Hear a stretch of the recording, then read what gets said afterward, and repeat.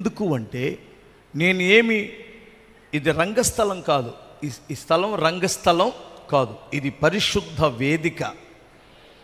ఇది రంగస్థలం అయితే ఇక్కడ నటించి కాసేపు 1 గంట నటించి పద్యాలు పాడి రాగాలు తీసి 4 డైలాగులు చెప్పి వెళ్ళిపోతాం. ఇది పరిశుద్ధ స్థలం కనుక ఇక్కడ నేను ఎవరినో తెలుసు, నా దేవుడికి ఇది కాల్చబడే స్థలం. ఇది అర్థమవుతుందా? లెక్క చెప్పవలసిన స్థలం. అందుకని ఎవడు పడితే వాడు ఇక్కడికి వచ్చి యథార్థత లేకుండా మాట్లాడకూడదు.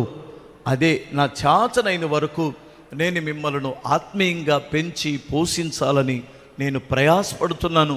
మిమ్మల్ని వాక్యానుసారంగానే పెంచుతున్నాం, కానీ మిమ్మల్ని మూఢనమ్మకాలతో పెంచటం లేదు, అజ్ఞానులుగా పెంచటం లేదు.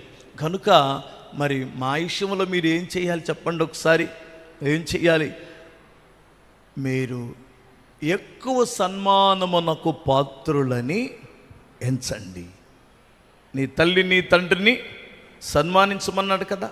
నీకు బోధిస్తున్న మమ్మల్ని కూడా తోలనాడి మాట్లాడకండి, మీ ఇళ్ళల్లో కూడా తోలనాడకండి. అర్థమవుతుందా? సేవకుల్ని ఎప్పుడు తోలనాడకండి, అది మీకు అంత మంచిది కాదు. నీ తండ్రిని తోలనాడితే ఎలా ఉంటుందో ఆత్మీయ తండ్రిని తోలనాడితే అంతకు రెట్టింపు ఉంటుంది. అర్థమవుతుందా? కనుక ఎంతమంది తండ్రులు ఉన్నారు చెప్పండి ఇప్పుడు? నీ ఆత్మకు తండ్రి పరలోకపు తండ్రి, ఆత్మలను కాసే తండ్రి ఆత్మీయ తండ్రి.